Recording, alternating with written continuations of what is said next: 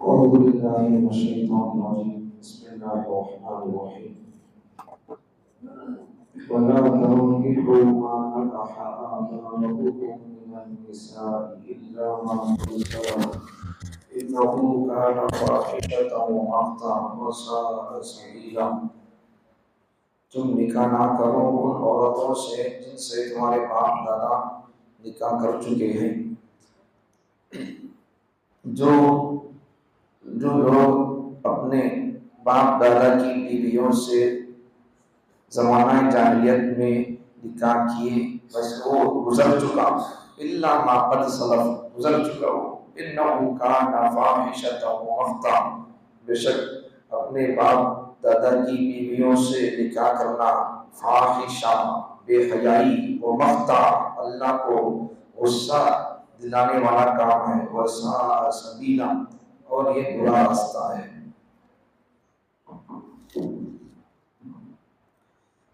दो तीन दिन से यही सबक चल रहा है, तो कुछ मसाइल मज़ीद बड़े मज़े के अच्छे हैं, मजमा कम है, कई कुछ के वेस्ट है, अल्लाह भी उसका सवाल करेंगे। फिर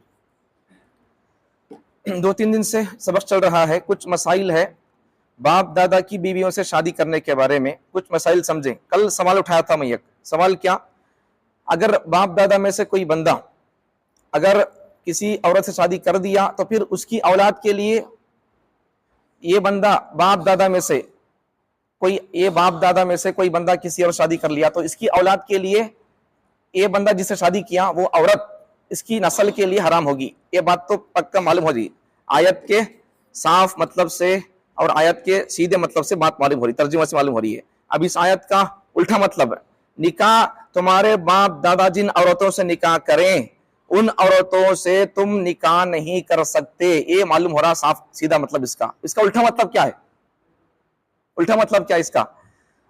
तुम्हारे बाप दादा, अब पहले सीधा मतलब समझो, उल्टा मतलब आपको खुद समझ में आएगा। आयत में क्या है, वला तनकिहू मा नकह आबाउकुम मिनन निसा, तुम्हारे बाप दादा जिन औरतों से निकाह कर चुके हों उन औरतों से तुम निकाह नहीं कर सकते।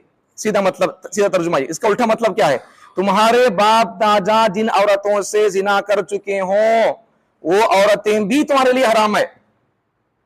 सीधा मतलब समझने, यहां से एक पॉइंट नुक्ता, सीधा मतलब समझने के लिए भी उलमा होना, उल्टा मतलब समझने के लिए भी उलमा होना।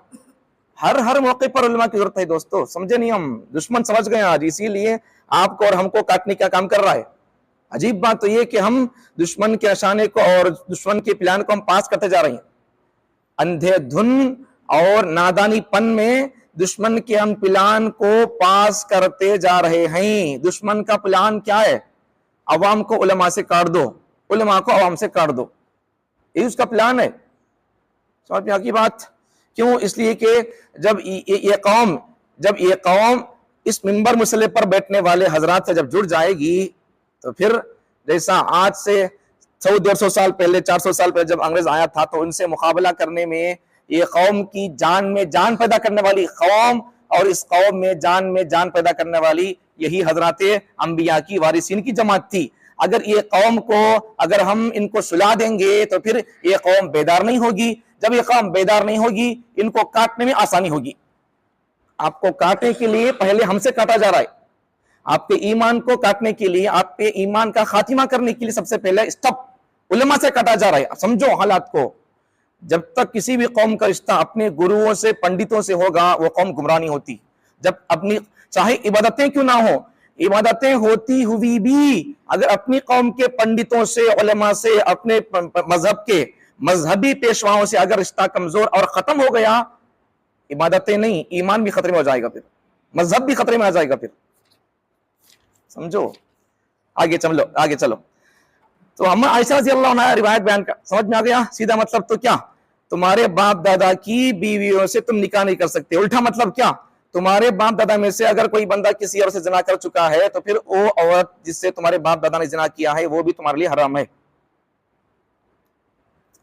अच्छा आगे चलो। अम्मा आयशा रज़ी अल्लाह अन्हा बयान फरमाती हैं एक रिवायत में, जमाने जाहिलियत में निकाह करने के टोटल 4 तरीके थे, उनमें से कल बता दिया मैं। इनमें से उन 4 तरीकों में से एक तरीका अब भी चल रहा है, वो जायज है और हलाल है, सही है।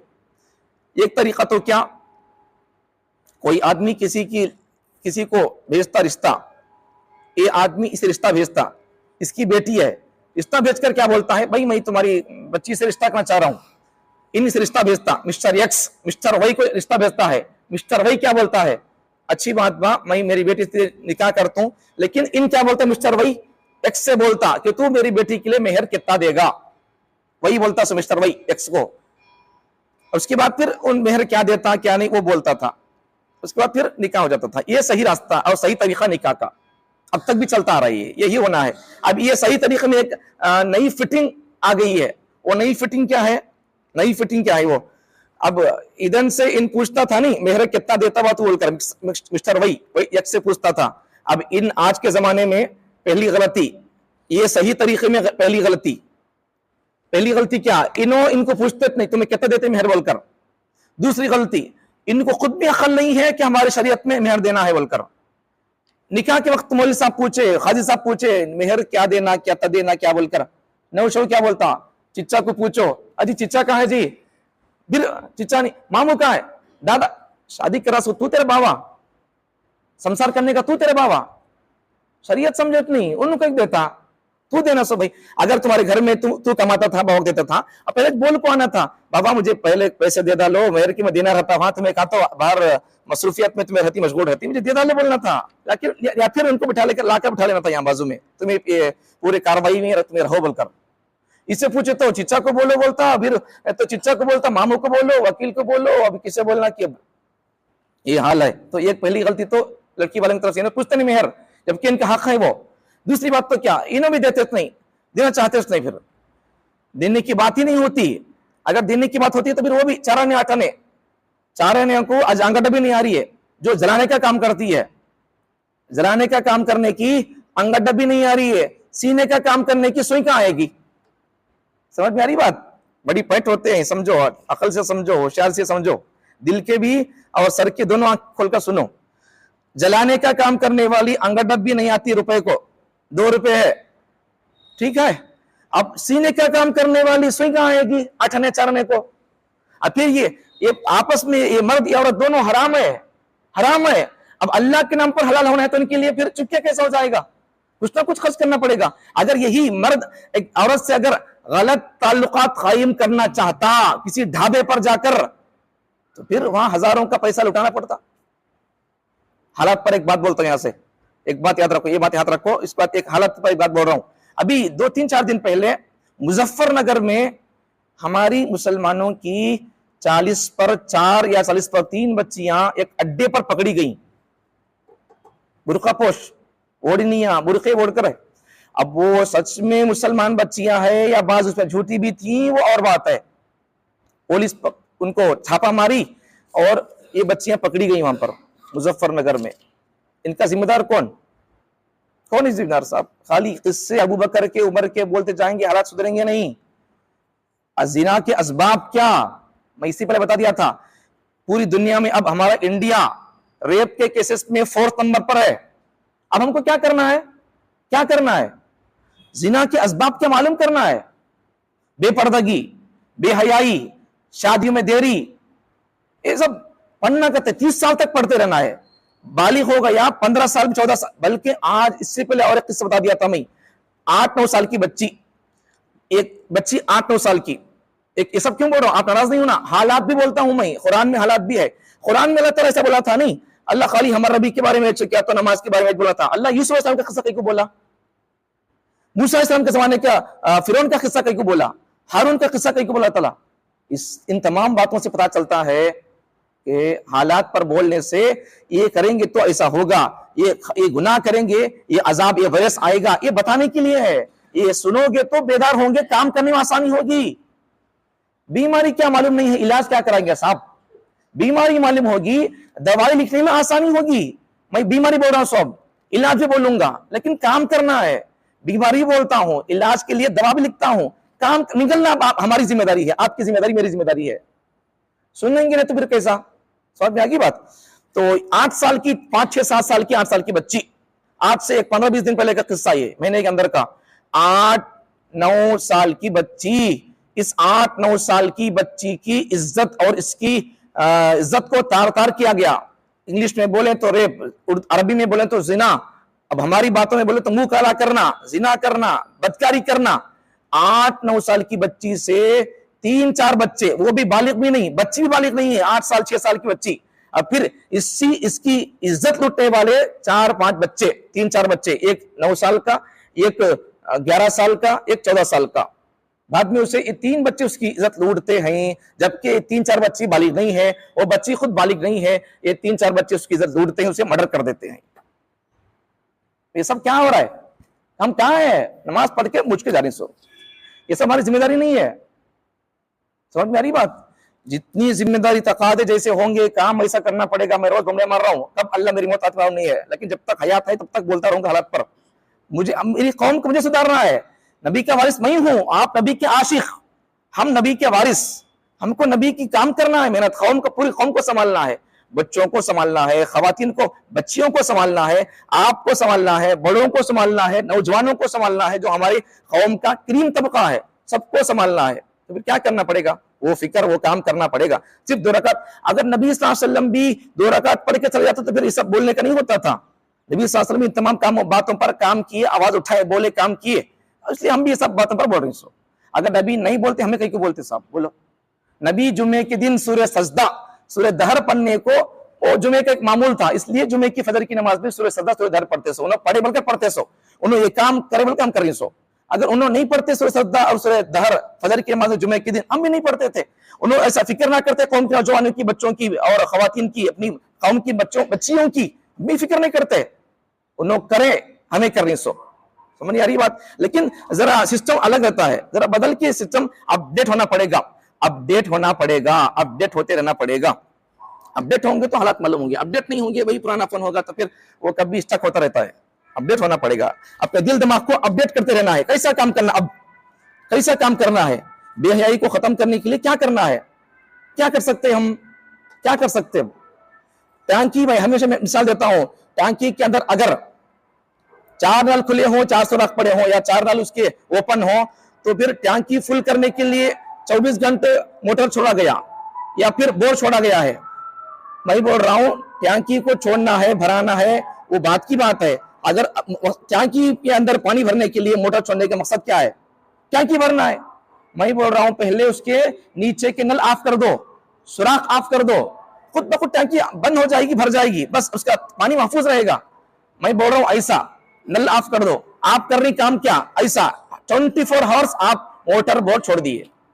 आपकी मेहनत जब सलामत रहना है, हमारी बच्चियां की इज्जत अगर सलामत रहना है, ईमान पर अगर मौत आना है, पहले ही हम पानी महफूज होने के लिए, टैंकी की मिसाल से हमारे लिए पैगाम, टैंकी में अगर पानी महफूज रहना है, हमारी बच्चियों का अगर ईमान महफूज रहना है, तो फिर टैंकी महफूज होने के लिए नल ऑफ करना पड़ेगा। हमारे बच्चियों के ईमान महफूज होने के लिए पहले इर्तिदाद के असबाब क्या, इर्तिदाद की लहर कहां से आ रही है, बेहयाई कहां से आ रही है, इन असबाब को बंद करना पड़ेगा। जब ये बंद हो जाएंगे, नल बंद हो जाएगा, पानी महफूज रहेगा। जब ये इर्तिदाद के असबाब, बेहयाई के असबाब ये क्या है वो मालूम करके वो उसको ऑफ कर देंगे, फिर हमारी बच्चियों का ईमान महफूज रहेगा, ईमान पर जिएंगे, मरेंगे।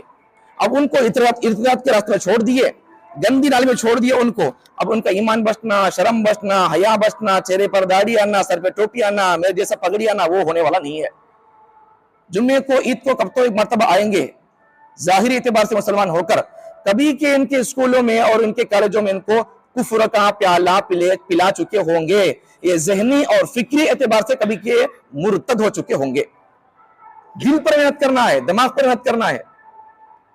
चलो आगे चलो, ठीक है, समझ में आ गया?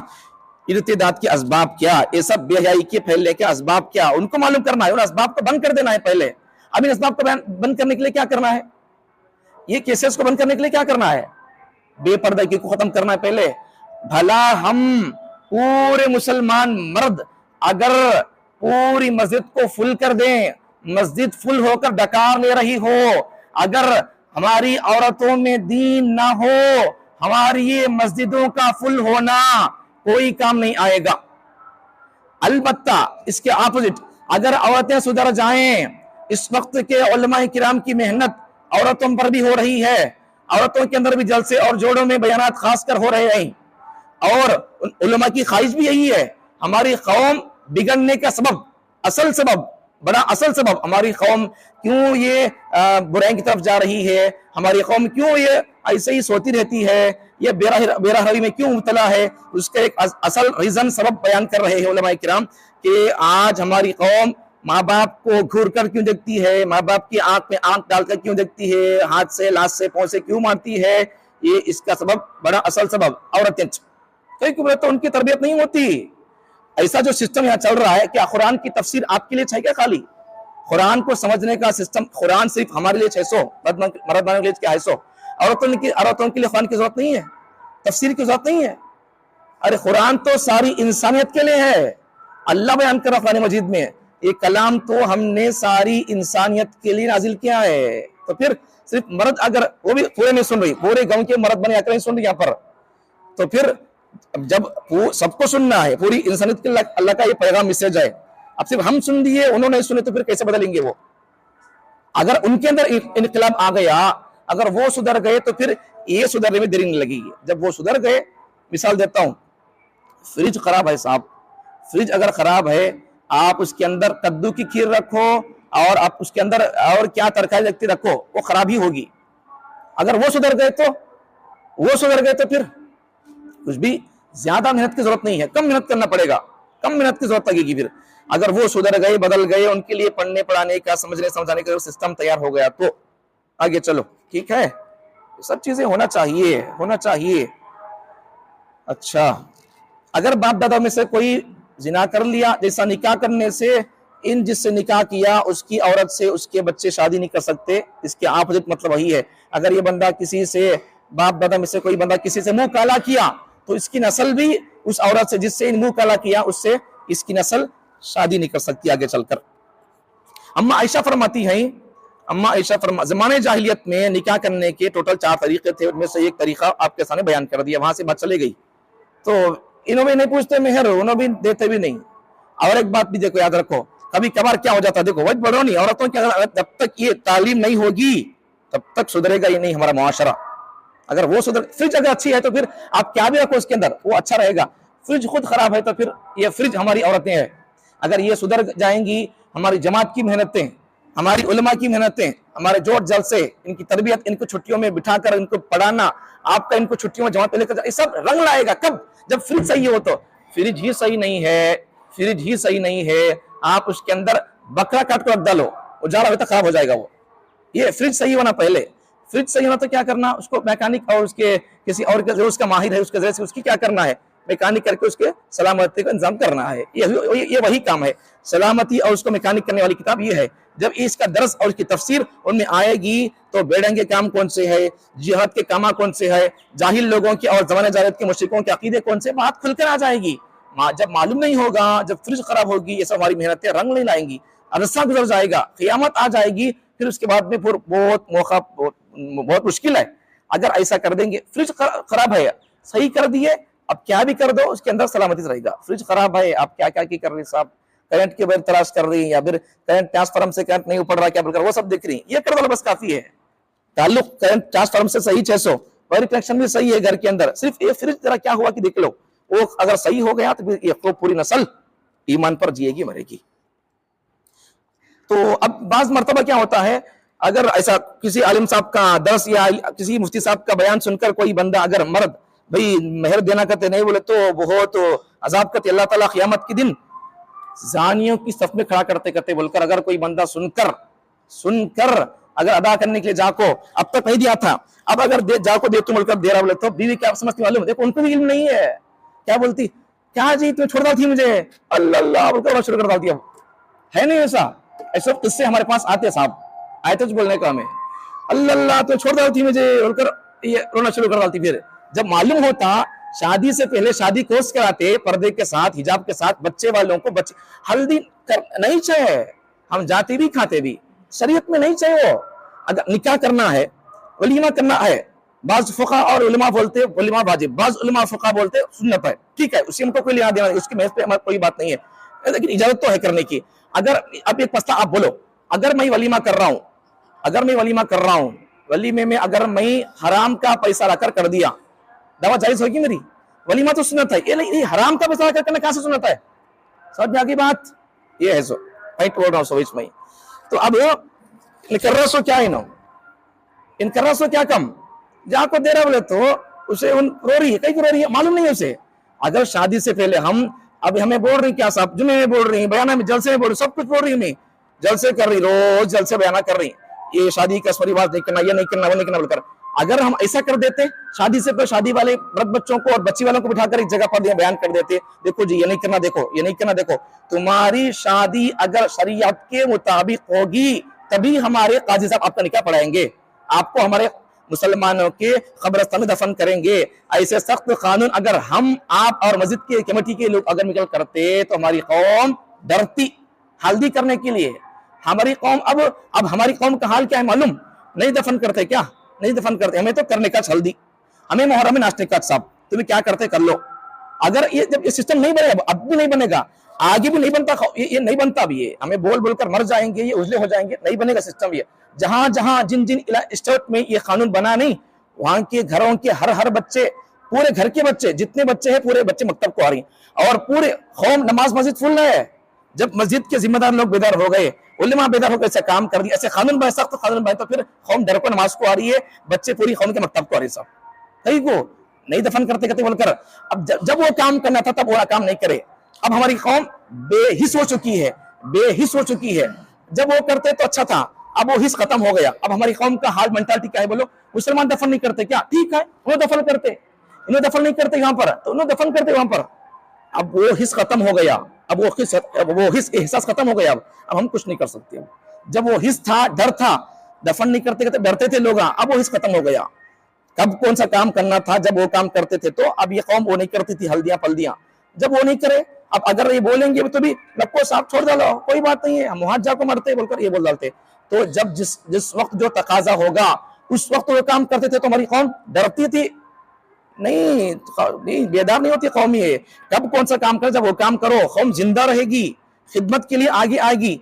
जब नबी की शान में गुस्ताखी होगी, जेल भरने का, जब हिंदुस्तान आजाद होने का मौका था उस वक्त में जेल भराई की एक तहरीक चली। हाँ, अब नबी की शान में पैदल पे गुस्ताखी हो रही है। जब हिंदुस्तान को रद्द करने के लिए जेल भराई की तहरीक चली। अब नबी की हिंदुस्तान आजाद करने के लिए कुर्बानी और जेल भरने से ज्यादा नबी की शान में गुस्ताखी हो रही है, तो उसके तहफ्फुज के लिए, नामूस रिसालत के लिए मुसलमानों को अपनी जान को आंच में डालना पड़ेगा। क्या अगर हमें हिंदुस्तान के आजादी के वक्त में अगर जेल भराव की तहरीक नहीं करते तो फिर आजाद होता नहीं होता था, वो बात की बात है। अगर ना हुआ तो क्या नुकसान नहीं है, लेकिन नबी की शान में गुस्ताखी नहीं, मुसलमान ठंडे नहीं होना है। आजादी की इतनी फिक्र है, आजादी के वक्त में जेल भराव की तहरीक चलाए, अब नबी के सामने गुस्ताखी हो रही है। मुल्क बड़ा नबी बड़े, मुल्क बड़ा नबी बड़े, हमारी जान से भी, हमारी माँ बाप की इज्जत एहतराम से भी बड़ा मकाम नबी का, अपनी जान से बड़ा मकाम नबी का। अब नबी के सामने पैदल पे गुस्ताखी हो रही है, मुसलमान ठंडे के ठंडे है। समझ में आ रही बात, ये नहीं होना है, फिर ये करना है, क्या करना है, क्या करना, मुसलमान ठंडे नहीं होना, जज्बात का इजहार करना है। और कैसा करना, वो सिस्टम के जरिए से, सिस्टम के तहत, कानून को हाथ में नहीं लेना। कानून को हाथ में लिए बगैर रस्तों को तोड़ो या फिर पुलिसों पर हमला करो, उनकी मंदिर, ये नहीं है। इस्लाम का भी सबक हमारे पास है। नबी के सामने गुस्ताखी हुए, क्या कानून और रूल्स रेगुलेशन क्या है, हमारा इस्लाम क्या बोलता है। हमारे धर्म पर जब हमला किया गया तो क्या करना चाहिए, वो असबाक पढ़ के समझ के अगर हम काम करेंगे, ये गुस्ताखियों का तसलसल रुक सकता है। वरना अगर हम इनको ब्रेक नहीं लगाएंगे, रोज गुस्ताखियां, नबी के शान में फिल्म बनाई जा रही, फिल्म भी, फिर इससे पहले फिल्म आया था और उसका पोस्टमार्टम नहीं किया, इस पर उलमा किराम के बयानात भी है, किताबें भी है, अब फिर दूसरा फिल्म हला करते, अल्लाह के किसी बारे में नाम भी उसका आ गया है। तो ये सब नबी की शान में, इस्लाम के बारे में, सब कुरान की शान में गुस्ताखियां, बदतमीजियां होती रहेंगी, तसलसल चलता रहेगा। हम जब तक कुछ एक्शन नहीं लेंगे जब तक वो चलता रहेगा। हम जब बेदार होकर कुछ ना कुछ एक्शन लेंगे तो वो तसलसल रुक सकता है, ब्रेक हो सकता है। वरना हम नमाज पढ़ के जाते रहेंगे, ये सब कहीं को भाई वो सब बोलना नहीं भाई, अब वो सब ना बोल को वो सब हो रहा सब। अब अगर हमें नबी के सामने गुस्ताखी हो, अगर हमारा ईमान बेदार नहीं होता, हमारी तहज्जुदें बेकार, फिर हमारी दाढ़ियां बेकार, नबी की मोहब्बत हमारे दिल में नहीं बोलकर। एक आदमी नबी के सामने गुस्ताखी, बदतमीजी कर रहा है, दुनिया में फितना मचने का सब नबी बोलकर बोल रहा है, सही है झूठ है, हम उसे मुवाजना करके देख सकते हैं, नबी की जिंदगी को टाली करके, पढ़ के, समझ के हम बोल सकते हैं। नबी दुनिया में अमन फैलाने आए या फसाद मचाने आए, हम कुछ समझ सकते हैं। दुश्मनों को भी मालूम है जिनका दिल दिमाग साफ है, वो लोग नबी की जिंदगी पढ़े और वो लोग नबी के सामने अशार तक पढ़ दिए, नबी की तारीफ कर दी, नबी के ऊपर लिटरेचर बयानात किताबें लिख दी है। हाँ, लेकिन जो लोग अपने धर्म को नहीं पढ़ते, इस्लाम को नहीं पढ़ते, तो फिर वो लोग ऐसा बोलते रहेंगे। तो जब तक हम बेदार होकर कुछ ना कुछ काम करने के लिए अपनी जिम्मेदारी का कम, ताकत के कम, बस अपनी ताकत का कम, ताकत से बढ़कर नहीं बोल रहा हूं, अपनी ताकत का जब तक हम काम करने के लिए मैदान में बड़ों के मशवरे से, बड़ों की सरपरस्ती में, उलमा और हमारे मुल्क में जो बड़े काम करते हैं मुल्क के एतबार से, तो फिर उनकी सरपरस्ती में जब तक काम नहीं होगा, इस पर ये तसलसल स्टॉप होने वाला नहीं है। जब स्टॉप नहीं होगा अब फिर ये चलते रहेंगे गुस्ताखियां, हम ठंडे नमाजा पढ़ते रहेंगे, उस पर कोई एक्शन नहीं लेंगे। नबी पूछेंगे कि तुम्हारी जिंदगी में, तुम्हारे जीते जी मेरी शान में गुस्ताखी हो रही थी, उन ऐसा बोलता था, मैं फसादी बोलकर, तू चुपके क्यों हो गया? तू चुपके हो गया का मतलब क्या? मैं सही में गुस्ताख था और मैं सही में फसादी था। नबी फसादी थे क्या, या अमन शांति फैलाने वाले थे? हमें चुपके रहने का मतलब क्या है? नबी फसादी बोलकर, नबी फसादी नहीं है, अमन शांति का पैगाम पहुंचाने वाले हैं। तो फिर हमको अपने मजहब का, अपने नबी का डिफेंस और दिफा, नामूस से रिसालत का हमको तहफ़्फ़ुज़ करना पड़ेगा। तब तक वो नहीं होगा, फिर ये सिस्टम, ये तसलसल गुस्ताखियों का चलता रहेगा। अल्लाह ताला हम तमाम को, बातें बहुत सारी थी, बता दिया, कल बताऊंगा इंशाल्लाह। जिंदगी रहेगी इंशाल्लाह बोलते रहेंगे। इस्लाह भी करना है, हालात भी, दो हमको काम करना है। एक देखो हमारा आप काम दो, इससे पहले बोल दिया मैं, हमको दो काम करना है। एक काम तो क्या, आपस में हमारी इस्लाह करना है, हमारे माहौल मुआशरे की, मुसलमानों की आपस में इसकी इस्लाह करना है। दूसरा काम क्या, दुश्मनों को जवाब देना है, इनकी भी इस्लाह करना, इनकी तरबियत करना है और उनको जवाब देना है। खाली ये करते रहेंगे, वो नहीं करेंगे तो फिर वो सवालात होते रहेंगे। ये भी करना, वो भी करना, वो कर दिए, ये नहीं करे, हमारी कौम भी भटक जाएगी। इसमें लग गए, उसे छोड़ दिए तो फिर वो दुश्मनों की तरफ से इतराजात, फिर इस्लाम के खिलाफ में बातें, बकवास होते रहेंगे। ये भी करना, वो भी करना, दो काम हमारे जिम्मे है। एक तो अपनी कौम की तरबियत का सिस्टम, ये इस्लाह तरबियत, दूसरा दुश्मनों के एतराजात का जवाब। दो जब काम होते रहेंगे, ये भी सुधर जाएगी और उनका मुंह बंद हो जाएगा। सिर्फ यहाँ तरबियत कर दिए, उनका जवाब नहीं दिए, उनका मुंह खुला रहेगा, खुला का खुला रहेगा। इसलिए दो काम करना है। अल्लाह ताला हम तमाम को ये दो काम, आपस की इस्लाह, दुश्मनों को जवाब, ये दो काम हम तमाम मुसलमानों को एकजुट होकर नबी की नामूस के तहफ़्फ़ुज़ के लिए बेदार होकर इस पर रोकथाम के लिए कोई काम, कोई एक्शन लेने की मुसलमानों को तौफीक अता फरमाए।